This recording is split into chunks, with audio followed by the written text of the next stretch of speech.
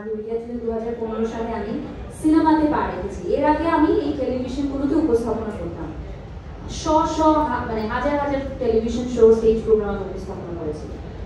ওটা আর সিনেমার মধ্যে আকাশ পাতাল পার্থক্য রয়েছে। পার্থক্যটা একটাই যে অ্যাক্টর অ্যাক্ট্রেসদের পর্দায় একটা ফ্যাক্টর লাগে, যে ফ্যাক্টরটা আমাদেরকে খুঁজে বের করতে হবে। আমার ফ্যাক্টর কি?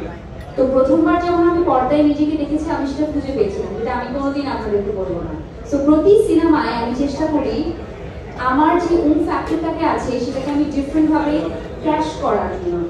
জিম 3 এর জন্য যেটা স্পেশালি আমি করেছি সেটা হচ্ছে রোমান ভাই এবং আজিজ ভাই আমাকে বলেছে আমরা একটা গার্ল নেক্সট ডোর লুক চাই, যেটা কমার্শিয়াল মুভিতে ফারিয়াতে কখনো দেখেনি। আমি পাতাল ঘর করেছি, ওপার বাংলা ভয় করেছি, যেগুলো আসলে সেভাবে হলে রিলিজ হয়নি, সে কারণে অনেকেই দেখেনি। সেখানে I have a very girl next door look, but বাংলাদেশের জন্য দেশীয় সিনেমায় আমার কখনো হয়নি সেভাবে। তো this is my first time.